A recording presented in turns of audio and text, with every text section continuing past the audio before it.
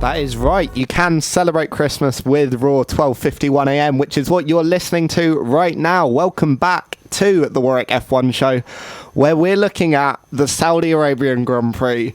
Which I would say arguably the most bonkers Grand Prix that we've seen for a long, long time. Obviously, I can't do it on my own. So, as ever, I've got some guests, starting with my favourite co-host, Jack Rowe. How are you doing, Jack?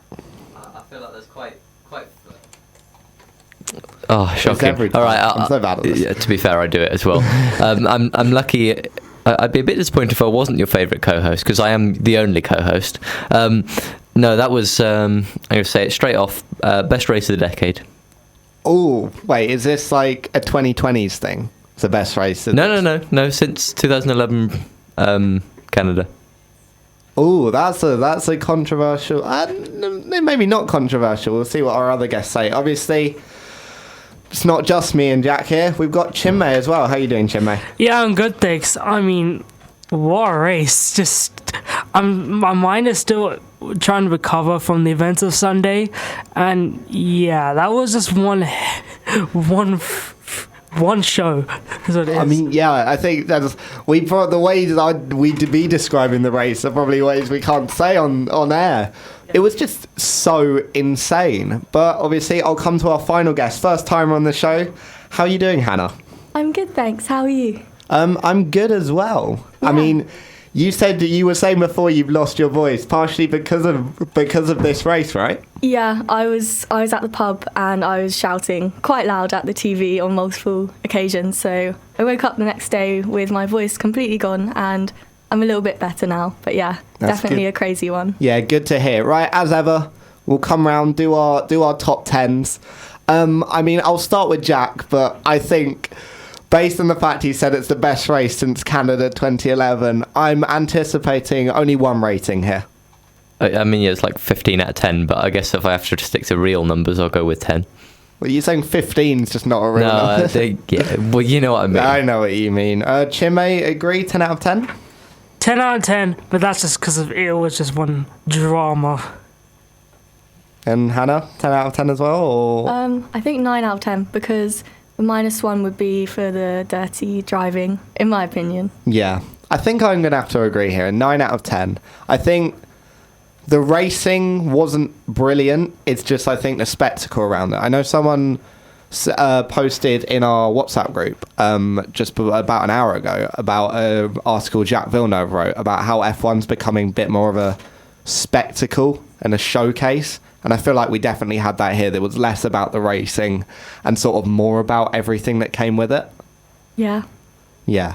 So, we'll dive straight into that. But obviously, as it's Christmas, Raw 12:51 a.m. has its very own Christmas playlist. And we'll start with a classic. This is Wham! With Last Christmas. Welcome back to Raw 12:51 a.m. and the Warwick F1 show. And we'll start, as we always do, we'll do it in chronological order. So we start sort of with qualifying and I guess the track in general. So, Jack, I'll come to you. When you sort of saw practice and then qualifying, what did you think of the track? Like, because there were a lot of people saying that they felt it was really dangerous. I mean, do you agree with that? I mean, I think the issue with it is that the walls are close, right? And that's not necessarily, there are tracks where the walls are close also, Baku and Singapore, and I think probably it's not actually that much more dangerous than them.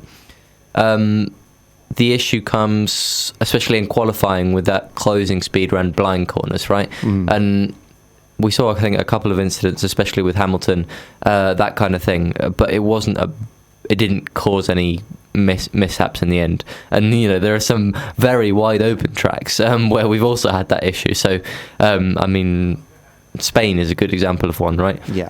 So it's not necessarily just because it's a street circuit either. I don't like street circuits, and maybe that biases me in some way. I do think it's probably more dangerous than your custom built racetrack, but yeah, it is a custom built racetrack, but you know what I mean. Yeah, it's probably one of the more dangerous ones, but I don't think it's quite as terrible as people were saying. Yeah, I mean, Chinmay or Hannah, do you agree with that? I mean, yeah, it is pretty exaggerated from what people were saying during quali. I think personally the main problem was in quali was all the traffic, and then the fact that there are corners that are blind, because at the end of the day it is a narrow street circuit. But I feel like the dangers won't really proceed. It's kind of like Jack said, it's kind of around similar levels to Baku, Singapore, maybe to some ways even Monaco. But Monaco still is a much slower circuit in terms of speeds, but still it's really narrow circuit with walls on the side.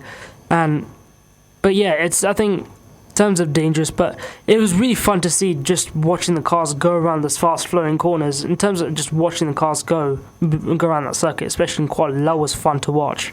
Yeah, I mean, Hannah, like, before we mention, obviously, the Verstappen crash right at the end of Q3, that lap where Hamilton had finished his lap, so we don't know who's going to get on pole. Like, he's gone a 10th up. But that lap where it was just focusing on Verstappen, camera to camera switching to just follow Max Verstappen on his pole position lap, that was, I'd say, one of the most, like, that's almost like quintessential F1, just watching those cars go as fast as they possibly can around narrow, sweeping corners. Like, I mean, would you say that was, I think, probably one of the quali laps of the season to watch, even if it didn't get finished? Yeah, definitely. I mean, me and Chinmay were eyes glued to my laptop, just watching the lap and seeing the sector times drop for each sector he went through. And we were both just sat there like, oh my gosh, this is incredible. Yeah. And I mean, I think what I would say is that we complain a lot about like circuits having mountains of runoff area, like France basically being just a flat plain of land with enough runoff area to occupy the rest of Europe, basically. And then we come to these circuits, and we've got to remember that these 20 drivers are some of the best drivers on the planet.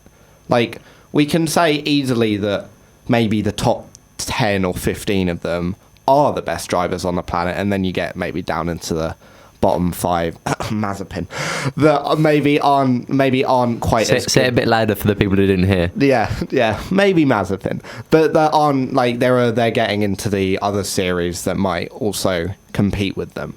But we've got to remember that these drivers are the best at what they do. So if anyone is being put round the circuit at speeds like that, we want it to be these 15 drivers, and we see that in the. There weren't actually as many incidents in the race, which we'll get onto, as we saw in like F2, which obviously cars are a bit closer together, but they're also a bit more inexperienced. So I think personally, I'm fine with the track, and I'd be quite happy if we stayed here, because I think it just offers something different. But obviously, we're talking about qualifying. We're talking about Max Verstappen's lap there. We all thought he's going to put it on pole, but then, final corner, he goes and bins it in a wall. I mean, when was the last time we saw something like that? Like a qualifying lap that looks like it's going to be good enough for pole, but then just it goes away. Someone makes a mistake. You really asked the worst questions for me to answer. I mean, I feel like we've had something like this before this season with Verstappen. Wasn't it Lewis Hamilton at Silverstone, but he got pole anyways? I remember it was one of the last corners. Oh, yeah. So, yeah, the Hamilton pole, he loses it at the final chicane, but obviously still gets pole. Yeah. But, I mean, it's uncharacteristic of Max Verstappen, especially with him being so far up. I think he was at about 0.3 up on his... I think he was like 0.39 or something like that. Yeah, so almost 0.4 up on his previous time, which puts him 0.3 up ahead of Hamilton's time. But then he just loses it. He locks up into 27, like puts the power down too early and just clatters his rear into the barrier. I mean, it's an open question. What did you all think when you saw that happening? I mean, I was shocked when that happened, because first of all, the lap time itself was shocking itself, because if I remember, Max almost binned it in turn 2 in that lap itself already, but then he still ended up being a whole tenth and a half faster on Hamilton. Then you come to the end of the second center, he's 0.3 up, and he was like, and then you see him, he's almost on another league on that lap, and then all of a sudden he messes up. he goes to ego on the throttle, oversteers and bangs the wishbone onto the wall, and then game over. That was pretty shocking, to be fair. I just think with that Red Bull car, you see it with Perez, it's very difficult to drive, and even though it is suited to Max, with the tight walls in this circuit, it's kind of more prevalent with this car that shows how undrivable it really can be sometimes, and potentially also that Max is cracking under pressure. Ooh. Yeah. I mean, you'd think he was, but it just seemed like such an uncharacteristic error, and I think it's something that maybe we'll come on to later about Max's sort of like style, in that he'll never give up, even when it's already either lost or won. Yeah. So like we see he's 4/10 up or 3/10 up on Lewis Hamilton going into the final corner. The thing is, and he knows that as well, because it's obviously on his steering wheel. Like, surely you could probably afford to take the corner a bit easier, but obviously that's not what Max Verstappen does. And then, obviously, as we'll come on to later in the race, he also doesn't know when to give up. But Jack, I mean, I was seeing people compare it to maybe Lewis Hamilton's qualifying lap in Singapore in 2018, which I understand the comparisons, but he didn't finish the lap. Like, you can't compare it to a lap that did end up being finished in a way. Like, what is it? As someone, there's always a famous phrase: to finish first you've got to finish. But if you're not finishing, if you're putting it in the wall at the final corner, then it can't be called a good lap, can it? I mean, I've got to respect it, because that speed, like that's what we want to see from drivers. We want to see that raw pace, and we want to see a little bit of risk, right? I mean, if you think about some of the best qualifying sessions, it's generally ones where there has been a red flag or someone putting it in the wall, because that's unexpected. I mean, spectacle wise, it's incredibly impressive. I would rather see those drivers go out there and give it their absolute all and risk that extra tenth through the corner, because I don't know how often they get the times updated. Maybe he saw it was 4/10 up in sector 2, or maybe he's too busy because it's such a quick track and corners just come at you so quick. So I don't mind so much. Yes, I guess it was technically not a great lap, because he didn't even, it wasn't a lap, but I don't really care. Yeah, I mean, Chinmay, did you want to add anything quickly? I mean, no. I mean, like Jack said, it's all about, we want to see drivers giving it the best. I don't think we could see much more of Max giving his best on that lap than what we saw on that attempt of we'll call it an attempt of a lap, because obviously he didn't finish. Yeah. But, yeah. Well, that has led on to, obviously, the Mercedes getting a 1-2, Bottas also managing to jump Max Verstappen, and leads us on to Sunday, which is just an insane day, and we will talk about that. And that was Ed Sheeran and Elton John with Merry Christmas. Quite a simple title there. We're back on Raw 12:51am with the Warwick F1 show, and we are about to start covering the bonkers mayhem that was the race. Well, I guess we could say bonkers mayhem, but the first 10 laps, fairly standard affair. Obviously, Hamilton getting off the line well, Bottas getting off the line well. Only time he could really do that this or that day. But then all sort of flipped on its head when Mick Schumacher, I was going to say Michael Schumacher for a second there, Mick Schumacher loses it at turn 22, something we'd seen a bit earlier in the weekend with Charles Leclerc, and ends up in the barriers. And I just want to give credit to some of the safety features here, because that's a 150 mile an hour crash, and it doesn't even look that bad. Like, obviously the aftermath, the car's all like beaten up, but you look on the onboard, it's quite like, it almost looks like quite a soft collision. I mean, those barriers are just something to behold, to be fair. It's a really, really good to see how good safety has evolved over the last especially 25 years, I would say will be a special focus. And just the amount of big crashes we see. I mean, we'll go back to the 52G crash of Max Verstappen back in Silverstone, or even his tyre blowout in Baku, because let's be honest, he was going 200 miles an hour when the right tyre just blew out and he smashed into the barrier. And you can name a couple of others I can't name any more off the top of my head, but the Halo as well, where it saved Romain Grosjean last year in Bahrain, and also potentially saving Lewis Hamilton for a lot of injury in Monza as well. It's just really good to see how well Formula One has managed to improve its safety in the last few years. Yeah. And I mean, do you think that it shows that maybe if we do stay with Saudi Arabia for a while, we talk about some of the corners that have become famous on more newer circuits. So we have the castle section in Baku. We have sort of maybe turn 4 at Sochi, sort of like the long sweeping one at Austin. Do you think maybe turn 22, 23 could become one of those turns that could catch people out, but are up there with in the bastion of turns that people talk about when they refer to individual circuits?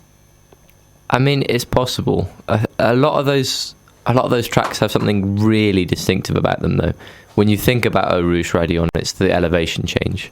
When you think about the hairpin, it's because of, one, the location, but also because it's incredibly tight.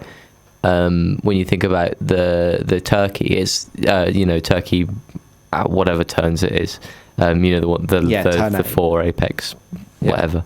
But the point is, they have something unique about them. That is, I think the unique thing about that is it's just a really difficult corner. Yes, it does stand out. It stands out on that circuit because it's different from all the other corners. It's got that runoff on it, where most of the others don't, and it's got that curb, and you can see it there. But whether it stands out in terms of the whole calendar, I'm not so sure. Yeah. So anyway, we come on to that. Obviously, Schumacher crashes, a safety car comes out, and the two Mercedes both pit. I mean, Bottas goes slowly. I don't even know what happened with that. And I'm pretty sure there's at least a 50-50 chance the stewards just forgot to investigate that incident. So we'll just move on from it. He was probably going a bit slowly, but the stewards were very busy. I'm sure we've seen that before, though. I can't remember where, but I'm sure someone has, and it's just been I know Hamilton got penalised a few years ago in Bahrain. I think it was just because it was so far away from the pit exit, maybe. Or maybe he hadn't slowed down enough. Well, no, we don't know, and the stewards were very busy to tell us. But then we get a red flag. So obviously under red flags, you can change your tyres. And this benefits Max Verstappen enormously because he hasn't pit under the safety car. I'm not sure why, but anyway. Maybe they were expecting it. Yeah, that is a good point. Maybe they were expecting it. This isn't the first time this season that someone has benefited from a red flag. Basically, it has been Lewis Hamilton. I'm not even going to deny that. In Imola, it gave him the chance to get back on the lead lap, go from, I think it was about 9th to 3rd after he'd slid off into the gravel. He also benefited in Silverstone, where his car probably would have ended up retiring had it not been serviced upon in the pit lane. So do you think we need to change the rules? Do you think that under a red flag you can't make any changes to the car, or or is it just you can't pit? What do you think? I just think it's part of the excitement of the race. It makes it more exciting. It makes it more kind of mysterious. What are they going to do? Are they going to pit? Are they not? Yeah. I think maybe because we've sort of increased in the volume of red flags as well, there's been a sort of drive away from sending the safety car round for 10, 15 laps towards pausing the race, so we A, get those laps, and B, get the fun or the drama of another standing start. So do you think that maybe you need to take out that luck-based element, Jack? Obviously, Lando Norris was one who, in particular, had an issue with pitting, because obviously I think he pit under the safety car and then got put right to the back of the field because he was in that sort of train of cars that ended up jumping him because they hadn't pit. So do you think you need to remove that random aspect, or do you think it's fine? It's tricky. I think you need to. I think it's about calling that red flag earlier, right? But I do think there's reasons to not change it. I'm not a tyre engineer. I don't know, but I'm just going to propose that when drivers leave the pits, they could do with warm tyres, especially on a restart. They have the right to warm their tyres up going to the grid, but also those tyres are sat in tyre warmers until 5 minutes before the race begins. So there's some warmth in them. I don't know how kind of like that scrub cycle will happen if you have those older tyres and you're looking to warm them up again, especially if they've been through a lot of wear. I think it's also a matter of going the other way with it. If you pull a red flag kind of in the middle of pit stops, then someone is going to be dramatically benefited anyway, because if you stop and then there's a red flag and then the person who has to stop next isn't allowed to change their tyres, then they're going to go from being in front of you to having to stop almost immediately, and then they'll be back right at the back of the field, and they'll have a 20-second gap to have to catch up to the back of the field. Yeah. So you can see, no matter what the rules are, there's some luck in it. So I understand why it is as it is. Yeah, I mean, I guess, Chinmay, there is luck involved in almost every aspect of F1. I was thinking just now, back to Monza, Gasly was able to come into the pits just before the pit lane was closed, and then obviously he benefits immensely from that because no one else can pit, and he goes up, and then the red flag comes along, and he is up into, I think, about third or fourth, and then obviously goes on and wins the race. So is it just something that is luck of the draw? Sometimes it will benefit you and sometimes it won't? Yeah, I think it's something like that. To be fair, there's no real major benefits from the rule, but there's no major drawbacks of the rule as well. I think it's just a rule that's there, and yeah, I think it's, to be fair, it's kind of can be a lottery with that rule. You can benefit, can't. Let's see. It just depends on the situation. Yeah, I think it's fine. I think everything balances out in the end, and this one benefited Verstappen. We've had two that benefited Hamilton. You can never really say who it's going to help, and I guess we'll come on to the next restart, really.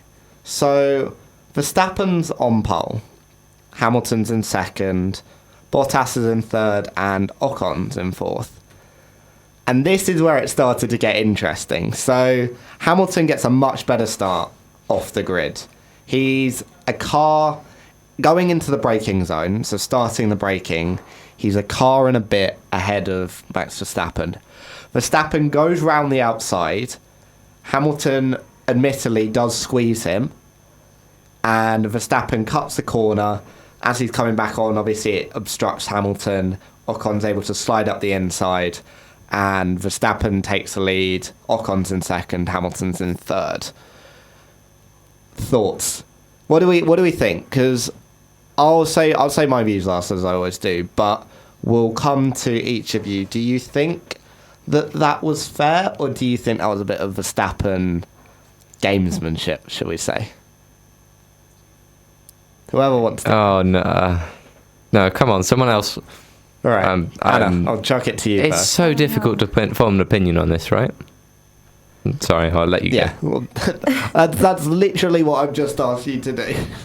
Don't go politician with me. I'll come to you I know, but well, you have an opinion. It will upset at least 40% of people. Just accept it. Hannah. I just think we spoke about this earlier, where Verstappen has a never give up attitude, and he can take it too far, and I think that's just part of his driving style. And I think Lewis did sandwich him, like you said, but when has Verstappen not done that to Lewis ever this season and, like, not got away with it or got away with it? Like, he gets away with it in most situations. So I think the fact that Lewis did it, he was a bit fed up. And it didn't work out for him this time, but he kind of played Max's tactics against him. Yeah. And I think one thing I'd think is that, do you think Hamilton, or Chinmay, do you think Hamilton did go as wide as he did because he thought he got the position by then? Because going into the braking zone, he is ahead by a full car and then some.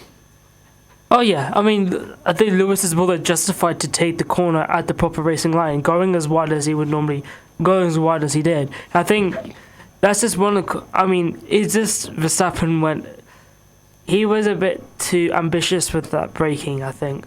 But I think we've just seen it a lot this season, but how much Max has got nothing to lose, and he'll definitely take that bit too far sometimes. Yeah. So yeah. Every time I look at the incident, I think something different. That's the issue. It's just like, I don't think the rules are clear enough. I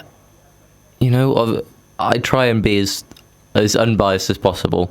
I think, was Hamilton pushed off the track, I guess?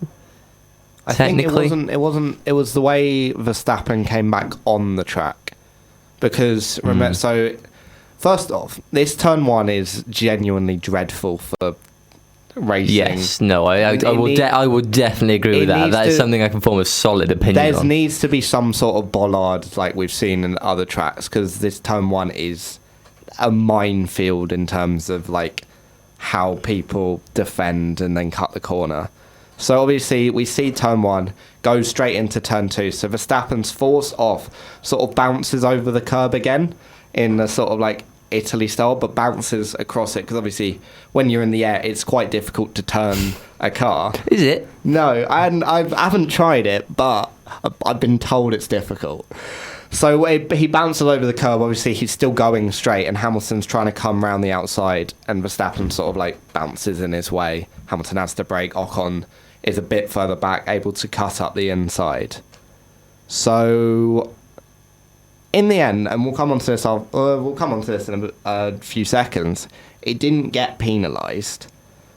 But, I mean, do you think that it would have been had they not done what they did in the second red flag? You could argue that it did get penalised in the end.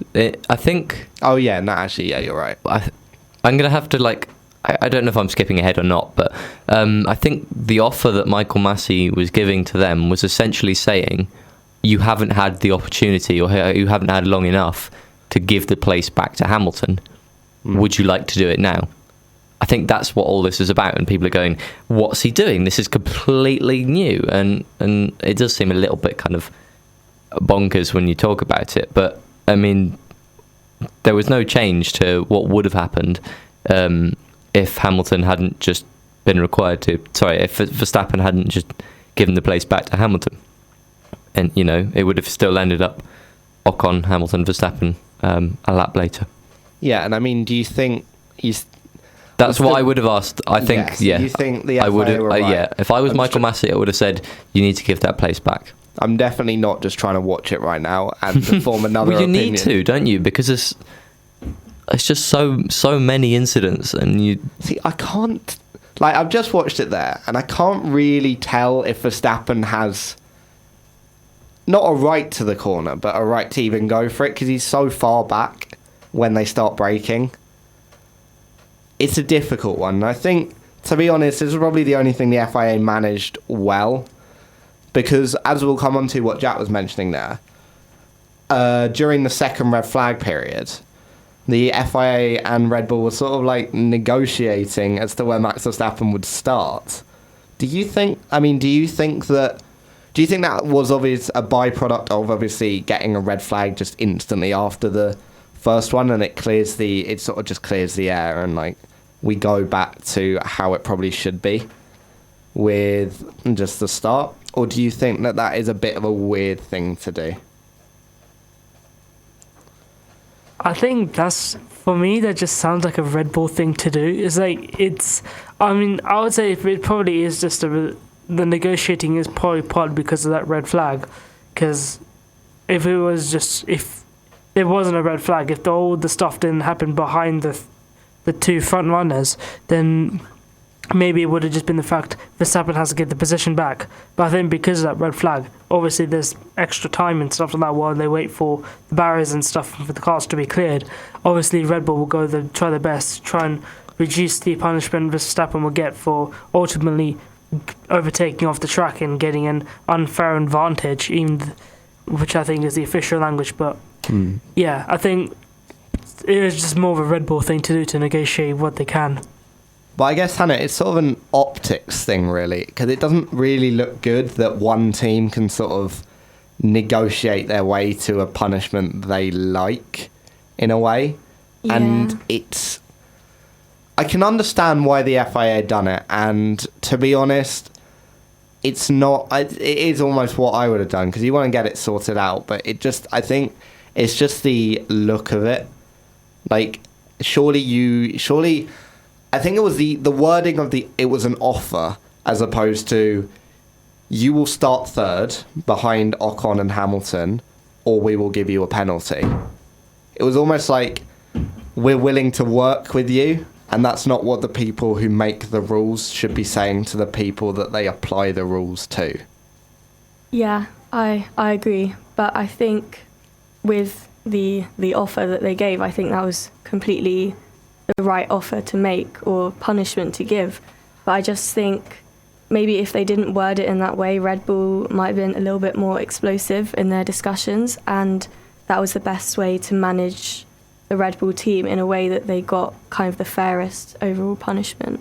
Yeah, and I mean, I'll come to you, Jack, finally. Can I? Yeah, I'll answer that one as well, and then I'll just add one more. Do you think this is the first sign before, obviously, we had, or the first sign maybe this season, before, obviously, we had all the massive drama later on in the race, that the FIA maybe are losing control of this whole situation, this whole title battle? So I'm going to try and offer some insight into kind of a little bit why that happened as well, I think. So, obviously, the race director is Michael Massey. He is not the head of the stewards. So he can say you need to give that place back on the radio to whichever team, and he did do that later on in the race. Or he can say this needs investigating, and he'll send that incident to the stewards, and they will make a decision. So that was him on his own saying you should give this place back. I do agree the wording was wrong. I think it should have been. Or I think it should have been made more clear. If it truly was like I was saying, like the equivalent of giving the place back on track, then I think that should have been made clear. And I think the offer changed like once or twice, didn't it, as well? I think it should have just been more resolute. It should have been, you will do this, or a penalty. Like, why are the FIA negotiating? But he with can't one say team in you're particular? going to get a penalty. Or because that's not his decision to make. So you will do this, or we will investigate you. You can risk it. I think that's what they said, though, isn't it? I think he said, or we'll refer it to the stewards. I think it was just the words that he said, that is my offer, is what I sort of have the issue with, because it really paints the picture of one team negotiating with the people that make the rules.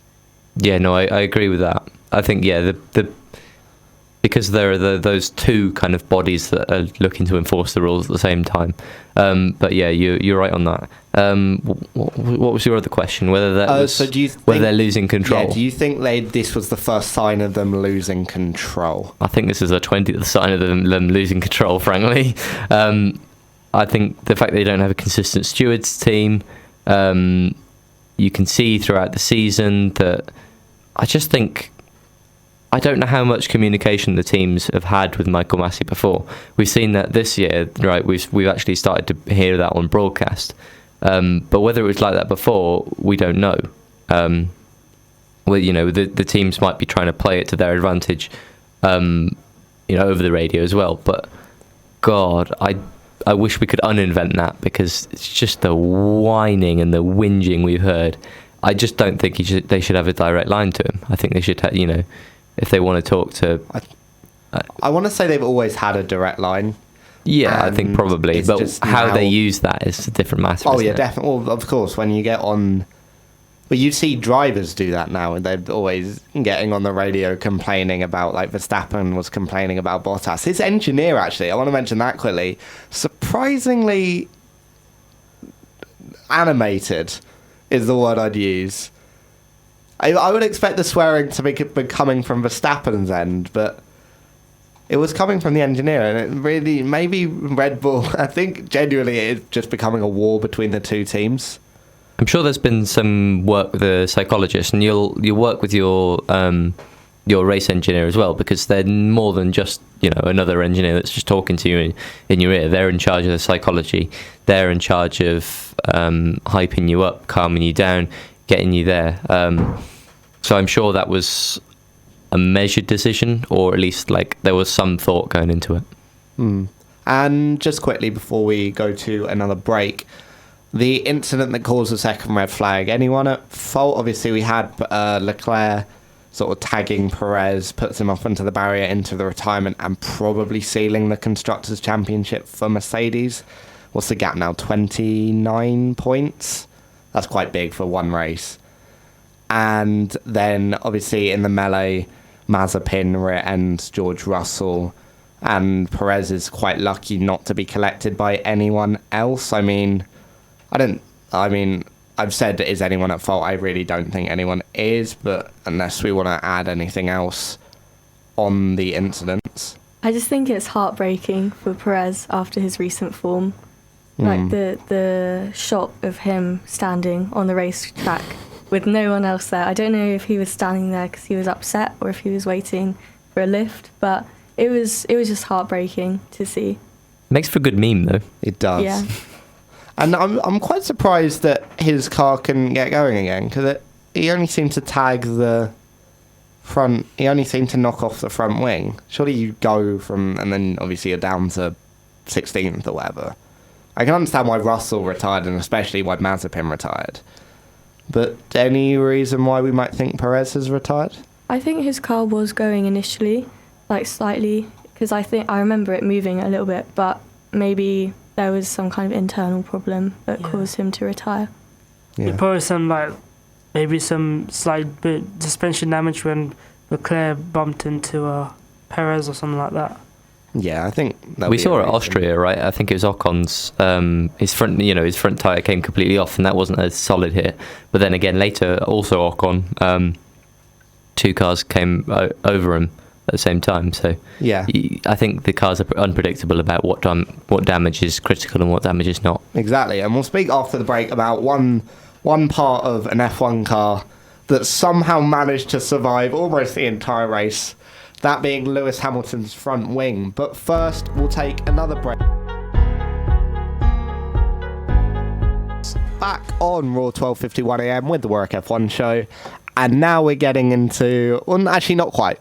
We're not quite getting into the juicy part, because we've still got to talk about the second safety car restart. Honestly, probably Max Verstappen's best driving of the weekend.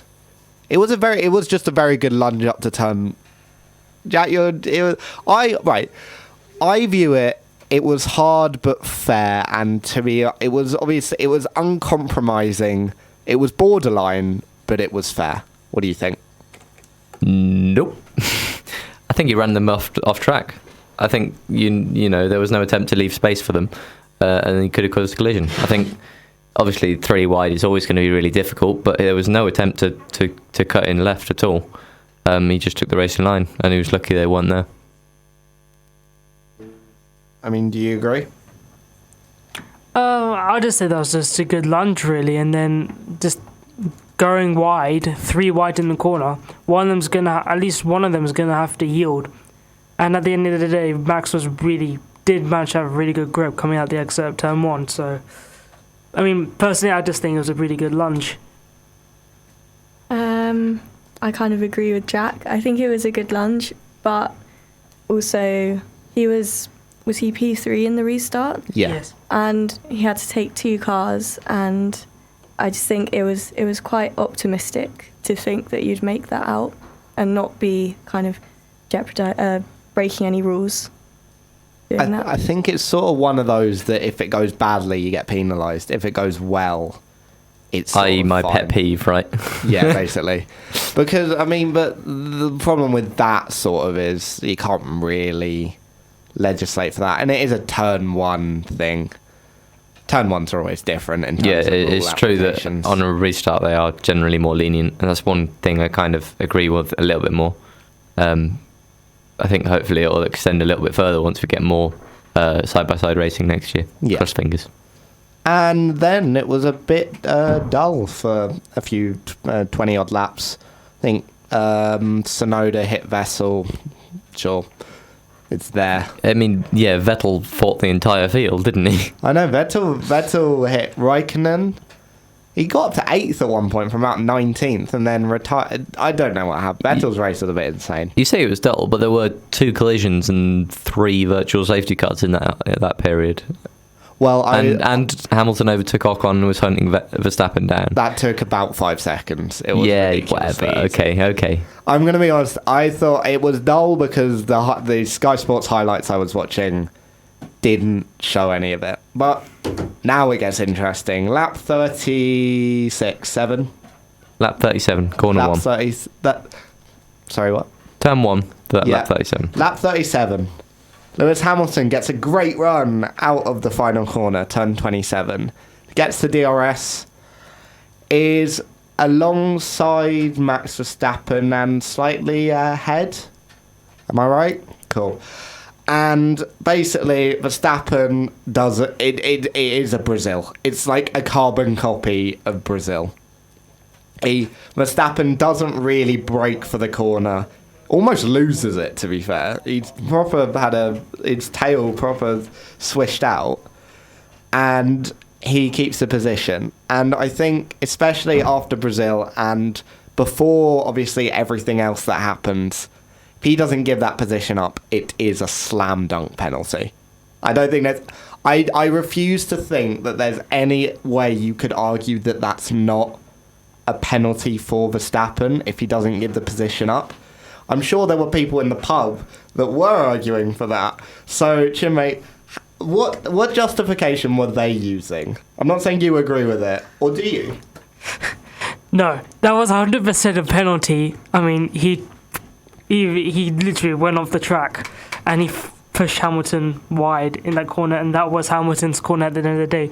I mean, for some, in the highlights, Max was very just ahead by the time they got out of turn 1, but that was still the fact that Lewis did get ahead of Verstappen before the turn 1 braking point, and it was Hamilton's corner. Verstappen, yes, if he was going to try and go for the corner again, should have been much better, like trying to take the corner by actually taking the corner. But then he said he just goes straight off, and doesn't get the position back to Hamilton, which 100% a penalty. I don't know how you can justify that not being a penalty. Was anyone in the pub trying to justify it? Yeah. Oh, how? Did you hear how? Because I remember 1 or 2 people saying that Max was ahead, but Max was barely ahead. And Max didn't make the corner. Yeah, that's the whole thing. Max was ahead, but that was after turn 1, and that was after he went off the track. So, I think as well, I try not to do this much, but the comments of social media about the penalty as well, a majority of people were justifying Max, and I find it very frustrating. Don't touch social media with the barge pole. Oh, no. It's a terrible, horrible place. Twitter's more balanced. Instagram is the most cesspool pro Max thing I've ever seen in my life. Yeah. Go on Instagram, it's just like FIA. There's no Mercedes fans on Instagram.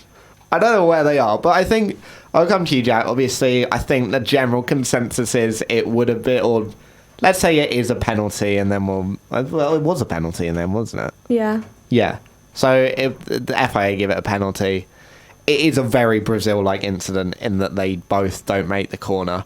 While you're talking, I will be watching a replay of it just to find out who was ahead going into the braking zone. All right. Well, you've given me free reign, which is, I don't know whether that's a good idea or not, but yeah, no, I'm going to say. I remember a comment after the race. What Verstappen said was that he didn't understand why it was a penalty because of Brazil. So you're absolutely right. That being there in Brazil did set that precedent. It did, at least in Verstappen's mind, enable him to push Hamilton wide, and that's why that Brazil decision was a poor one. Not necessarily that we should continue that. I think how far you can go before it becomes unsafe is difficult, and I think if we're considering it a very similar story to Silverstone as well, which I think is, would you agree with that's similar-ish to the Silverstone incident, just with actual contact? Yeah. Yeah. So that it's radio, but they're nodding. Yeah, I think obviously we saw that was a very unsafe incident, and that's what happens when you get someone who's just not willing to give up the corner, like Lewis did here. So yeah, I think you got to say it's a penalty, don't you? Yeah, I'm watching it back, so I think Verstappen's slightly behind, but does his Verstappen thing of braking later, so he then gets ahead and can try and justify it. But it's the fact that I think he's already broken too late in a very Brazil. Well, actually, I think Brazil was more turning. I think genuinely he just brakes too late. Yeah. He goes straight on, almost loses the rear end, which would have been chaotic if that had happened. And then just cuts across turn 2. Hamilton, to his credit, tries to make turn 2 as well, which is why he's so far back. And I think you mentioned there, obviously, there is the precedent, but it just annoys me so much that there are people still trying to justify it, when I would say if it was any other driver let's say it's I don't know, who matters? Fine, let's say it's Perez on Bottas. Actually, no, scratch that, because there's still the Red Bull bias. Let's say it's Sainz on Lando. Right, two friends, their fan bases don't hate each other yet. I'm sure that will change. I mean, you could say Sainz versus Leclerc. There was that actual battle that was... Did he ever give the position up, Leclerc? I don't know. Well, they were just busy. We need about 7 teams of stewards for this race. That turn 1 is horrific for racing. But I think my point is, if it was any other 2 drivers, the driver on the inside would have been rightly adjudged by most people to get the penalty. And I almost don't think there would be any other driver like on the inside that would do that. I think it's a very Max Verstappen thing. This is what frustrates me about the Verstappen fans sometimes. They can't really admit when he does something wrong, and that's why I now, after a race, I don't look on social media. This was an exception, because I get very annoyed quite quickly by the comments. Yeah, I mean, the funniest thing was seeing on social. So I didn't watch the race live. I went on it. I watched it. I finished it at 11. Then I sort of scrolled through all of the WhatsApp, Twitter, Instagram, whatever's, and it was so funny because I was seeing people that I follow that don't do F1 be into F1. They were talking about F1. That's what I think, that this race was such an insane event that it was making non-F1 fans watch it. And I think it's summed up best by Netflix. The official Netflix account this morning tweeted out on their quote tweet, or they quote tweeted their original tweet about Drive to Survive for this season, and saying, well, this should be fun. Because I'm actually going to watch Drive to Survive this year. I didn't watch it the last few years, but I think it's going to be the most insane thing that we get. But then it gets even better, somehow. So Verstappen is instructed to give the position to Hamilton. Crucially, it's strategically, which we'll come on to. So going round turn 26 along the bottom of the spoon, as I like to call it, Verstappen slows up. Obviously, strategically, it makes logical sense why he would do that. It means he can get the DRS for the main straight and potentially regain music. Welcome back. I tapped something by accident. Whoopsie days. Apologies about that. But yeah, it potentially regains it will allow him to regain the position on the main straight, obviously. So Verstappen slows up. Hamilton doesn't slow up because obviously when you see your rival, or he has to slow up, when you see your rival ahead of you, you assume VSC or whatever. And then Verstappen brakes heavily. Hamilton crashes into the back of him, just about avoiding severe damage. I mean, first off, reactions. I'm referring to the pub a lot, but I feel like this is the general like F1 fandom reaction. What was it? What happened? I think everything was just shocked about what happened. I mean, the initial reaction was like, what just happened there? I'm like, we can understand, like, why did Max do something like that? We thought Max just did something to Hamilton, but then, yeah.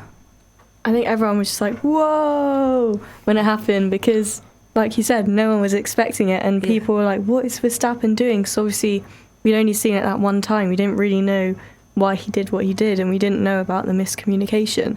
So everyone was assuming different things, and it was crazy. Yeah, so I'll add in, obviously, what we found out after the race. He's given a 10-second penalty for dangerous driving. I can't remember what the exact wording is. It's dangerous driving. And I think, crucially, it was he braked a lot while Hamilton was just behind him, and that is why it was deemed erratic, and then the penalty was obviously given. Do we agree? Yeah, I mean, I think Hamilton, in hindsight, Hamilton could have done a better job. I mean, if you see your rival slowing, imagine if if his brakes had locked or he'd had a mechanical or something like that. You'd still, I would, obviously hindsight, you're sitting in the cockpit, you know what's about to happen, you just chuck it to the inside and you just keep going. But yeah, I think there was the issue is it's not on a straight. Yeah. It is flat out, but it's not a straight, and so where he is on the track is not necessarily constant. If he steers to the left and then a little bit to the right and then a little bit to the left on a straight, then it's very obvious. You see he's weaving and you see that the gap isn't there so much. But because he's moved to 2/3 of the way to the outside of the track and he's trying to hold a roughly constant turning radius, it's not going to be exactly constant. And so that gap is, I don't know whether it's shrinking or increasing or whatever it is, but it's far more difficult to judge who's at fault than for Hamilton to judge where the gap is or what he should be doing than it would be on a straight. So yeah, I guess I haven't seen the throttle trace or every piece of data that hasn't been released to us, but I mean, I think in the FIA ruling it did say that there was significant pressure. So we obviously saw him slow up. He's gradually braking. I think I think Hamilton knows it's probably not like a VSC or a mechanical, and he knows there's obviously the gamesmanship involved of whoever goes over that white line first gets the DRS for the front straight and will probably come out of turn one in the lead. So he's obviously pulling back as well because he doesn't want to do that. And it's the fact that it's just a heavy braking at one point, which I'm really not sure why he did. Especially because instantly after that, and Hamilton's collided with him, he accelerates away again, which was really, really odd to me.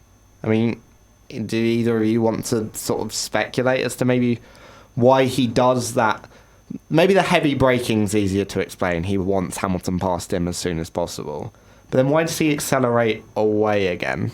I think it's just frustration with the braking. He's just heard he has to give the position back. He's like, again, like another issue. So he's braking hard. It's anger. But with the accelerating, it's a bit weird. Maybe he knows he's been hit, and again, that's just kind of a initial reaction. But yeah, it's kind of strange. Yeah, maybe he might just put. If I don't know how quickly he accelerates right after that incident. Was it like pretty much instantly after they? I think it is basically instantly. Might just probably be a reaction from Lewis probably just hits in the back, and then maybe Max just probably just hits the pedal for a little bit or longer, or yeah, probably what Hannah said could be just be a little bit frustration, but yeah, that's a little bit hard to explain, to be fair. Yeah, and do you think this is... Okay, I need to weigh in on this. I think that is a natural reaction. I think that's just like, I know we're not racing drivers, but being in that situation, in an actual car accident or in karts, I think that is the natural reaction, just to leave that zone. You've been hit up the rear. It's just a go. I don't think there's anything malice in that at all. Okay, and 10-second penalty in the end, fair. Thing is, it's really so I'll just add something quickly. Obviously, he gets that 10-second penalty, but it means nothing in a way. He gets 2 penalty points. He's up to 7. I'm so smug about that, because I remember at the start of the season, it's all like the Verstappen fans. Oh, he's on 0 penalty points. He's not a dirty driver, but now he's on 7. I like it. But going off my very not obvious, I'm not biased in the slightest. Go Hamilton. But going off that, 10-second penalty that means nothing. Do you think that's a fair thing? Obviously, we always say that we can't. We always think about that we can't bring it into context or bring context into it. But what do you think? I mean, I don't think. Yeah, I think you can't say 10-second penalty that means nothing. I think you have to say 10-second penalty. Yeah. I'm actually gonna go. I mean, I need the throttle. I need to see the data before I would make an actual decision.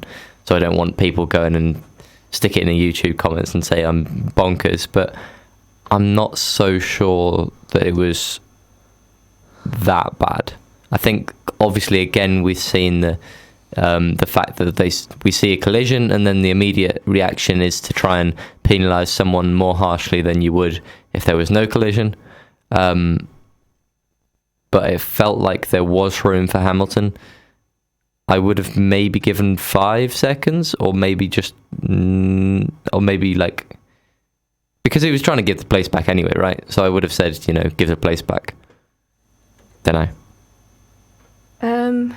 For me, I think it's fair in that in the end Hamilton won and Verstappen was largely at fault, and if you didn't blame anyone, it comes down to you have to put the blame largely on someone. I think in the official report about it, they said it's largely Verstappen's fault, but it's not completely Verstappen's fault. And I think that's why having a penalty that still means something, but not affecting the points or the championship is important.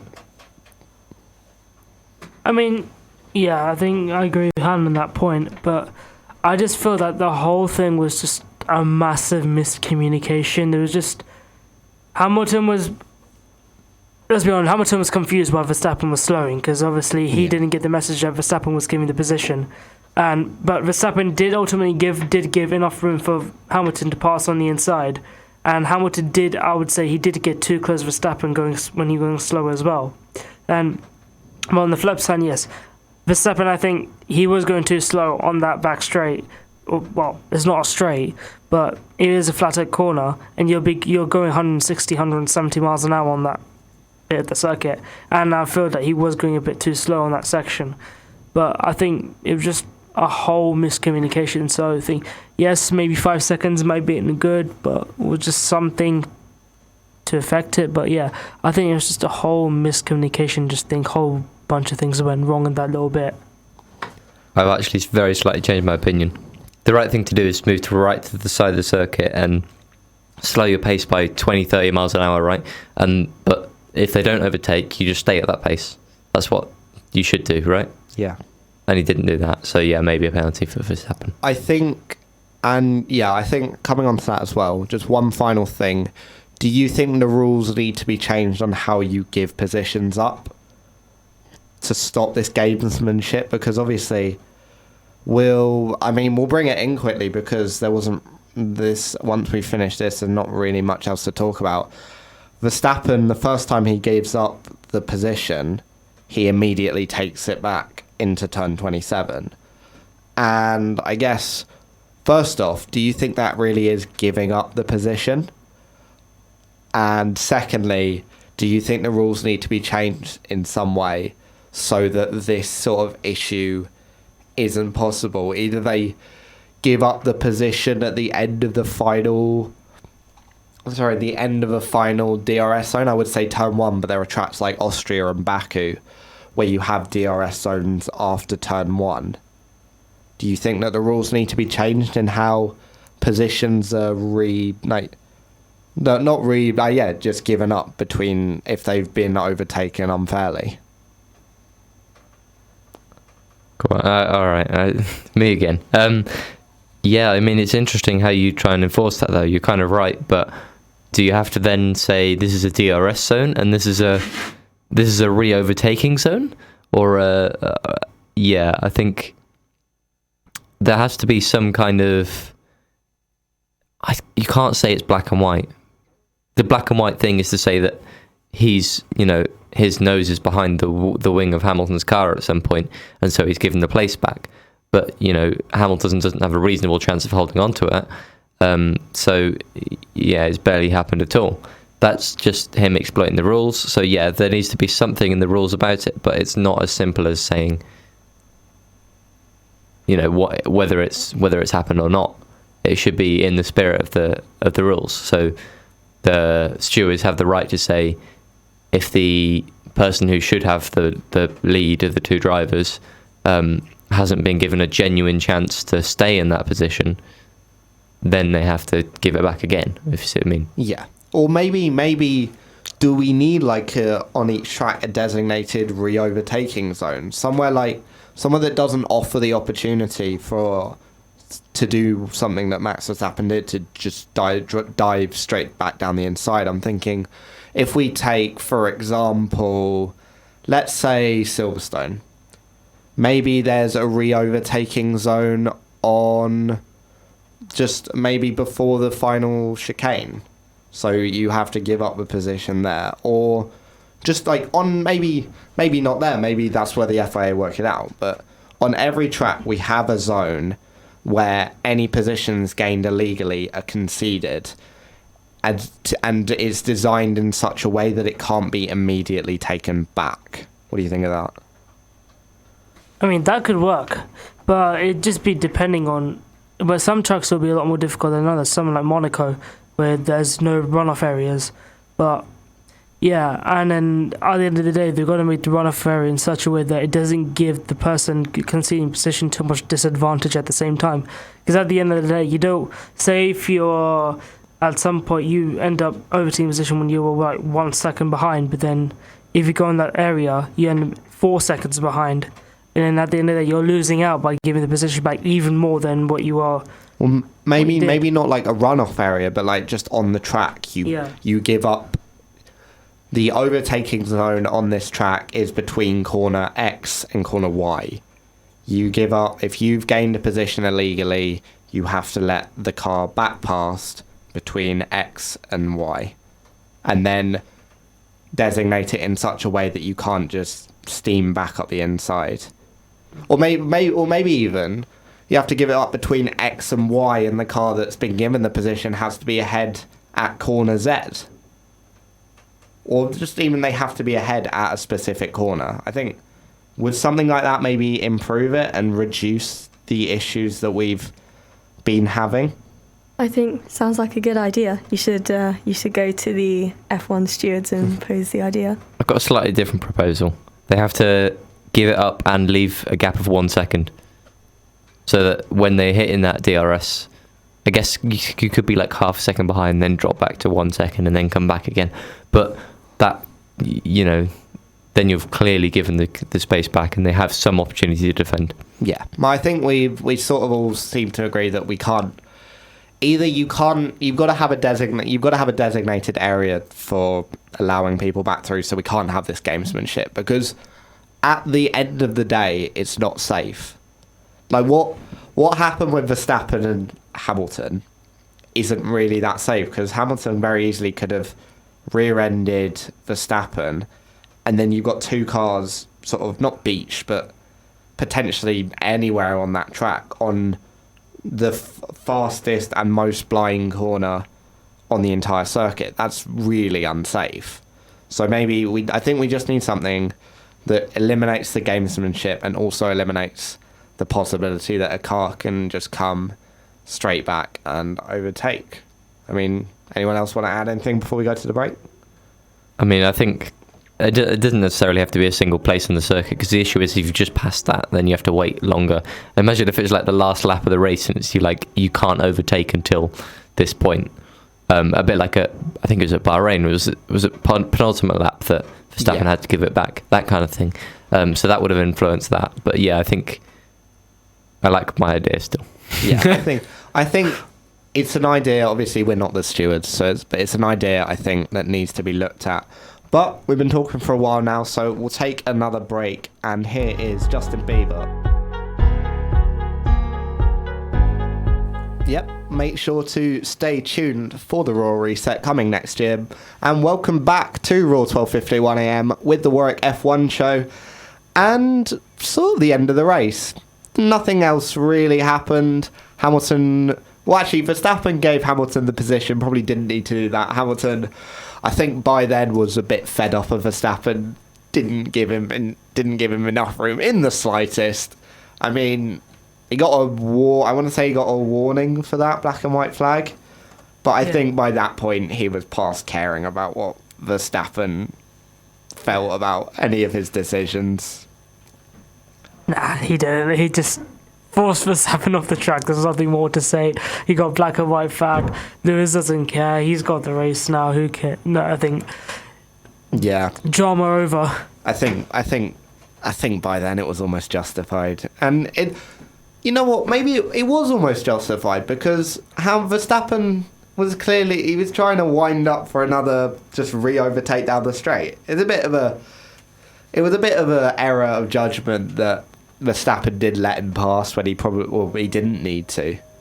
So I mean that didn't go great. And then we come on to the end of the race. So the end of the race, Hamilton wins.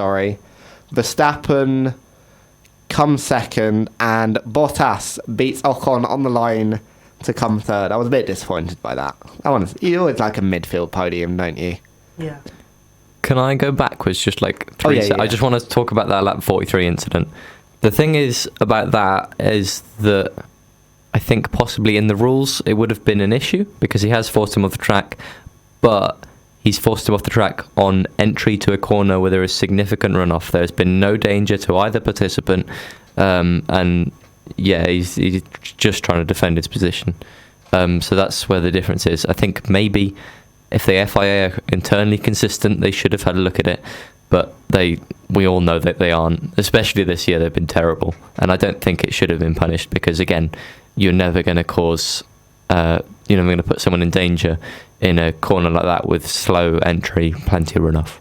Yeah, and I think that's what it ended up doing. Was there anything else during the race that we want to bring to anyone's attention?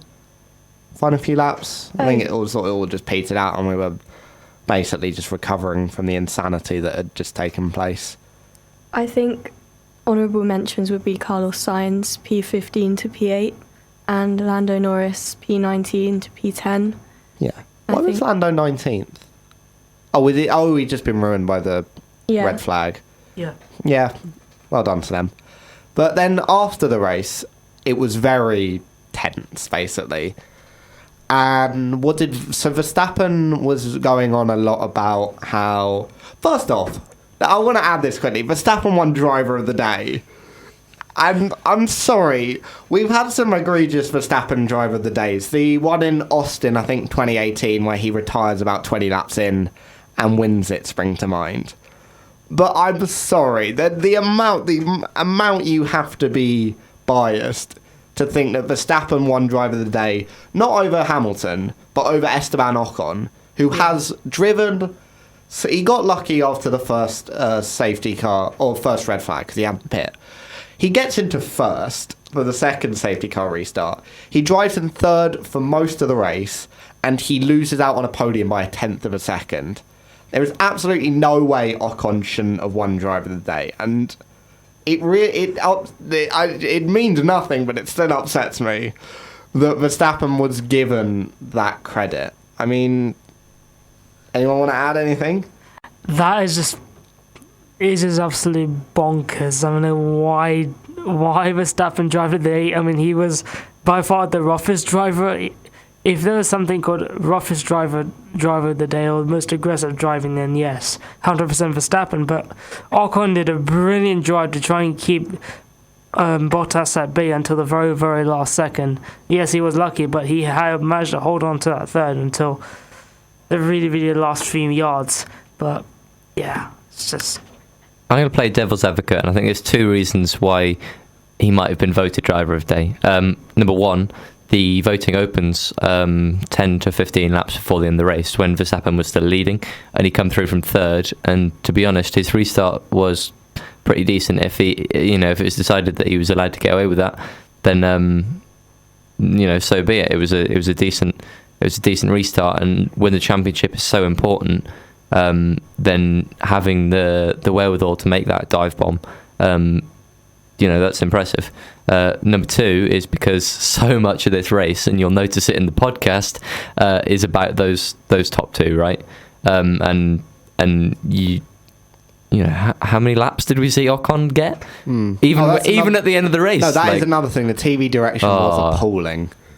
Like, we're watching Hamilton go around on his cooldown lap when Ocon is like 0.3 of a second ahead of Bottas. Yeah, and I think there was another position change in the last lap as well. I can't remember. It might have been the Ferraris or something like that. Yeah. But yeah, it would have been nice to see. Some actual on-track battles right at the end. So yeah, that is another thing. And after the race, we'll come back to it. So Verstappen says that it's not F1 to be constantly focusing on penalties, whereas Hamilton, surprisingly, like, not vocal, but Hamilton's always been more neutral, especially as he's gotten like more of an elder statesman in the F1 driver community. But he says like there are some drivers that that don't toe the line essentially, and that Max Verstappen. I mean, the interviewer pushed him for is this Max Verstappen? It's very obviously Max Verstappen. But do you think that Hamilton has any respect left for Verstappen? Because this is I was talking about this with someone a few days ago. This is, I want to say, about the 6th or 7th incident where they could have or have collided. So, and the majority of them have been on Verstappen, with the possible exception of Silverstone, obviously, which was Hamilton's fault. I mean, do you think that Hamilton respects Verstappen anymore, or vice versa? Do you think Verstappen respects Hamilton anymore? Who's going? I guess I'll go. I feel bad for interrupting all the time. I think the gap between being frustrated at Verstappen and being frustrated at the stewards is two separate things. I think we're all aware that this season the stewarding has been pushed to its limit, and the rules just haven't been taxed that hard before because we just haven't had these two people going at it hammer and tong. So yes, I think probably Verstappen is a driver that will do whatever it takes to try and get a victory, and if that requires to run people off the track, then it is up to the stewards to pull him up on that. And if they're not doing that, then why would he change it? So yeah, I think Hamilton has a right to be frustrated at Verstappen, but maybe also everyone, and I do mean like everyone, should be frustrated at what the stewards have been like this year. I mean, so I think, are we frustrated at the stewards as well? Or do you think this could get worse, the issue, especially if Verstappen doesn't temper his driving style?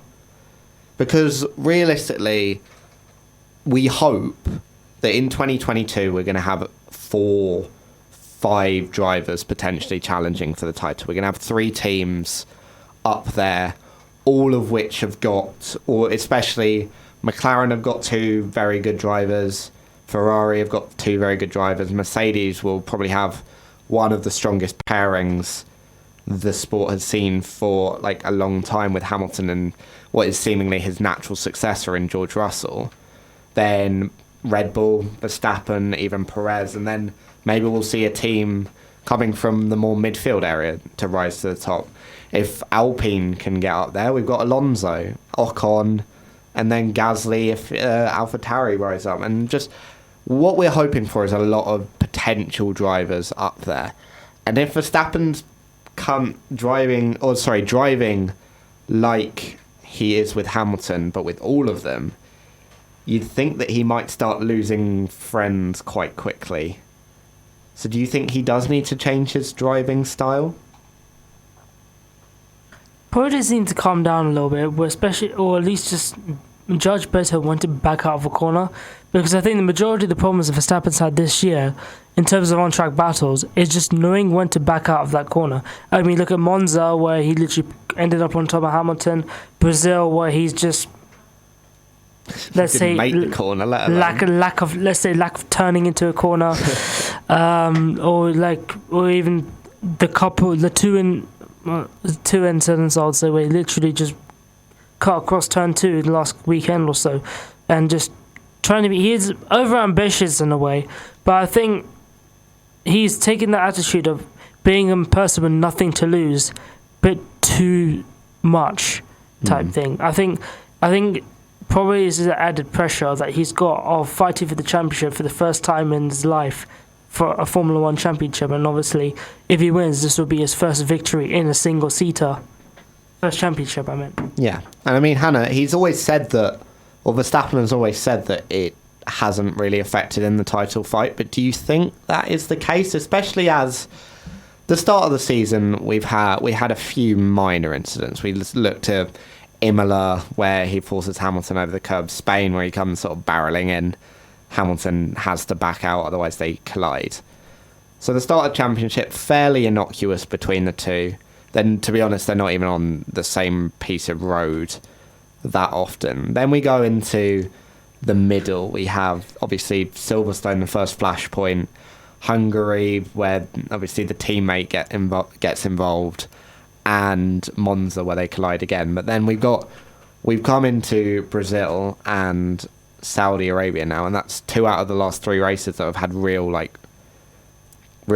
just battles between the two that haven't been especially fair. So do you think maybe it is Verstappen is letting the pressure get to him a bit more? I think it could be that, but it also could be that Hamilton is kind of fed up with giving space for Verstappen, and he knows he doesn't have much time left, and he's going to have to battle hard with him to end up getting that championship. I feel like it's a mixture of both of those things. And yeah, I just think Verstappen has always driven like this, but maybe it's more prevalent now that he has a car that's arguably the fastest or the best on the grid, and that gives him the space to be able to drive like that and to have bigger effects on Hamilton especially. Yeah, and this will all come to an end next race at Abu Dhabi, and I'm gonna put it to all of you while I blow my nose with my mic off because I've got a cold. How does this end? They're going on 0 points. First time since 1974, second time ever. It's the 30-something time that the championship has gone to the final race. Tensions have, I want to say they've never been higher between the 2 teams ever? Would that be right? I'm trying to think of another. I'm not sure about teams. I think definitely between drivers, yes, Yeah. definitely. But rather than intra-team rivalry, obviously we think of the legendary Prost Senna, Hamilton Rosberg. Prost Senna was worse because it was so personal, because McLaren shunned Prost. Yeah. I don't know if that makes McLaren versus Ferrari more of a thing then, but maybe not between 2 drivers, but between 2 teams, because Red Bull Mercedes seem to really dislike each other these days. Do you think... I'm going to throw it to all of you. First off, who do you think wins in the final race? Basically, whoever comes first on track at this race wins. If they both don't finish, Verstappen wins. But I can't imagine it will go anywhere near as smoothly as they both don't finish, unless both their engines just decide they've had enough. So, I'll come to each of you quickly as we want to do one more thing before we get on to our predictions. Who wins and how does it end? Hannah, we'll start with you. You've Honestly, drawn the short straw, haven't you? Yeah, honestly, I think it could go either way. I wouldn't put my money on one of the drivers because historically it's a Mercedes track, but the way Verstappen has been fighting and pushing so hard with that car, it really is it could be either of them. I think, yeah, I agree with Hannah. There's no exact way to predict which way it'll go, but I think it will be advantage to Lewis Hamilton because winning his 8th championship this Sunday. It is a Mercedes track. It is a very, very strong Mercedes track, and I don't really count last year because last year Verstappen did dominate Abu Dhabi. But I think that's more because Lewis Hamilton just did come out of COVID, so he was not in drivable condition, and Mercedes engines were turned down considerably because of reliability. And I think at this rate, the Mercedes is just a slightly faster car than the Red Bull, and Hamilton is just coping so much better under pressure than Verstappen. So I think I would just edge it to Hamilton more than Verstappen. Yeah. I think the safe money has to be on a sensible race. I mean, I know like this season's been so bonkers, but just by the law of averages, we've got to have a sensible race at some point, and I think it would be just like pretty typical if that was this one. So I think also Abu Dhabi, I know they've changed the circuit, but it's not good for overtaking, is it? We'll have to see. The problem I'm having is I just can't see it ending cleanly. Yeah. I think I just can't see it.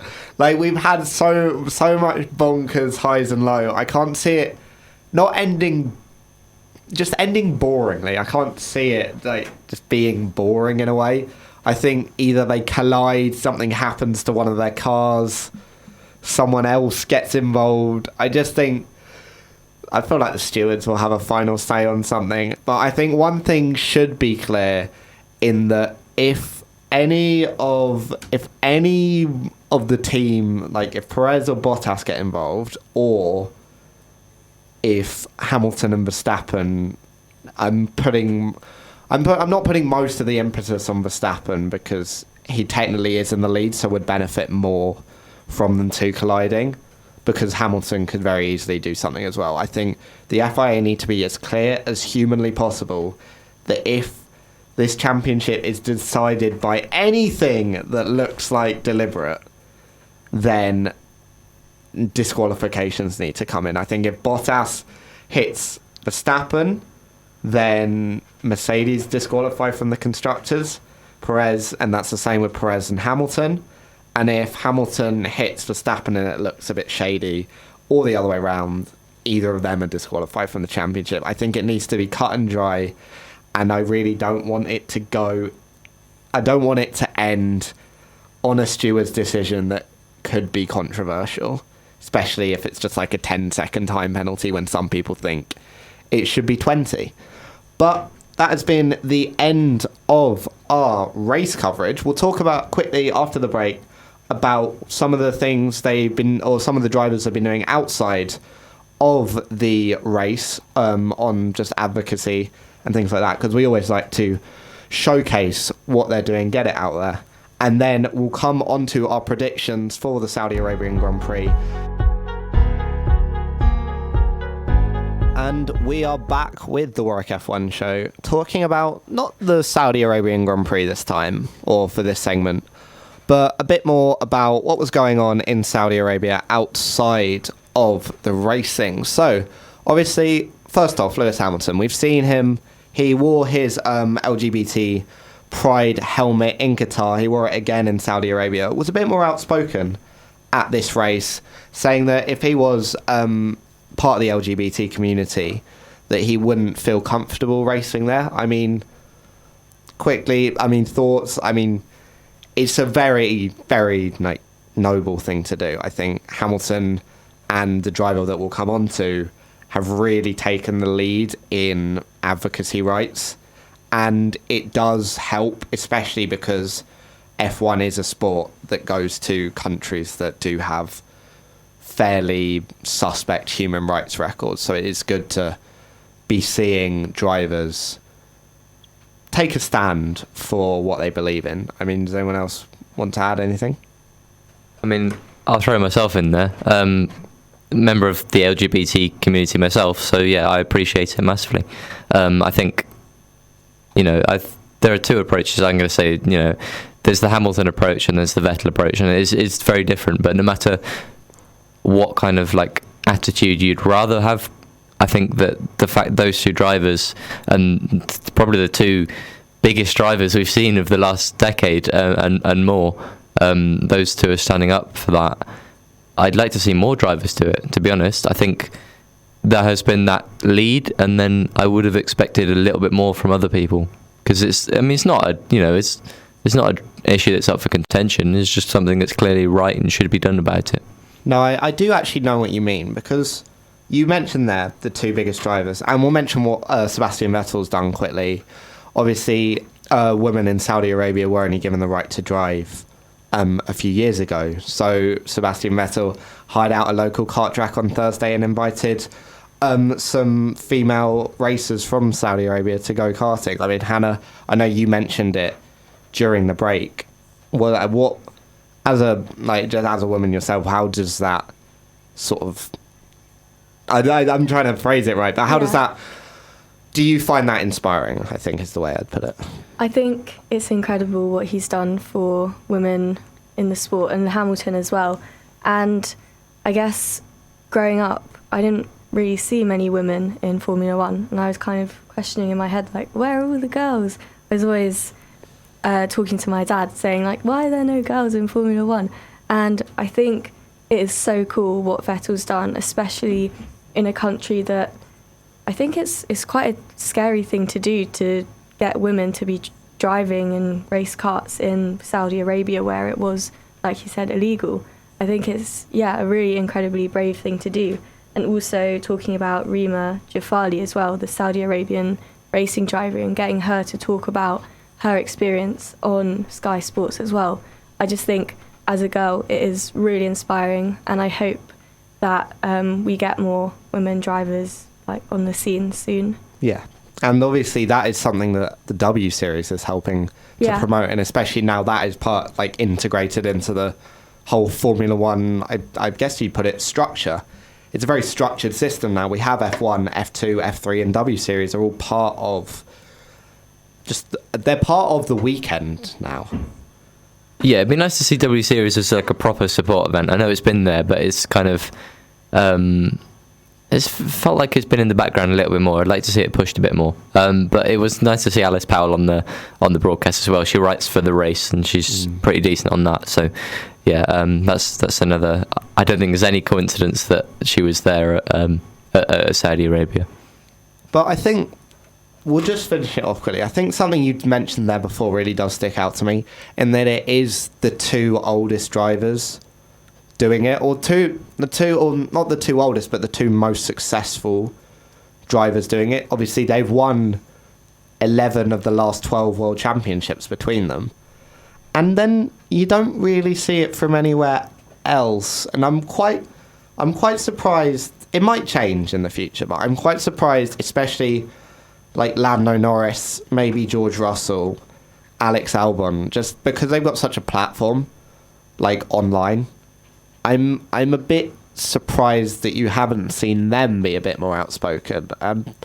Just, I guess, final thoughts. Maybe why do you think that is?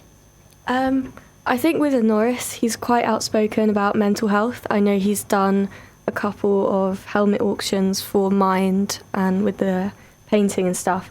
But I think potentially it's due to the fact that they're new drivers, they want to get a reputation before they can start kind of being, in quotation marks, controversial or kind of, outspoken. But I think also that's not an excuse not to be outspoken. And I just think as well we should continue with the re-race as one message and taking the knee before races. And I think that is a really important part. Yeah. Jack, Chinmay, you want to add anything? I think it's important for people to step up and do their own thing, and then we've seen that with Hamilton and Vettel, especially Vettel this weekend. That's really admirable. But if you see, I think I'm going to almost be like contradictory to what I've said, but taking the knee is something that Hamilton started, and showing support for that is great. But it's not. It doesn't show active interest in actually helping people, right? And you know, making sure that F1 has a community that is supportive of everyone. So I'd like to see some of these young drivers go and do their own thing. Go and, you know, whether it is you know, they can go and get their own helmet. They can go and find their own T-shirt. Go and set up their own charity, whatever it is. But yeah, rather than just hopping on the bandwagon, go and actively do something. Please. Do you want to add anything? No, I mean, I haven't got much more to add, but I love watching people like especially Sebastian Vettel and Lewis Hamilton to show just how they're spreading their message using their fan bases, and then it's just it just shows that there's not one way of portraying message, in my opinion. Like Lewis Hamilton's mostly on. He does a lot more. He likes to spread the message a lot more vocally, and he loves to show the campaigns and doing stuff. And now he's really showing with his initiatives that he's doing. And then with Sebastian Vettel, he obviously, because he doesn't have as much of an online presence because he doesn't use social media, he does it a different way. He does it. He is also a role model, but he does stuff. I mean, it's not just. I'm just going to slightly go on a tangent, a very slight tangent, but not just in like human rights, but to the environment as well. Where he stays behind, does litter picking, but then he does stuff like the women's karting in Saudi Arabia. It's just really, really good to see at least people like Sebastian and Lewis just do that sort of stuff. Yeah, and I mean, hopefully, as the younger drivers get a bit more ingrained in the sport, they'll get started as well. I've got to pop off a bit early this week, so I'll leave Jack to do the predictions, but thank you for listening from me. And round two of the final three is over. The final races in the desert, a season that started at night is ending at night next week in the Sunset Showdown at Abu Dhabi. It's like we never had the 21 races before. There's 0 points between the two drivers. In any of them could come out on top, and it's definitely one that you're not going to want to miss. After the break, Jack will be doing the predictions, looking at what looking at what both teams predicted last week for the Saudi Arabian Grand Prix, making our predictions for Abu Dhabi.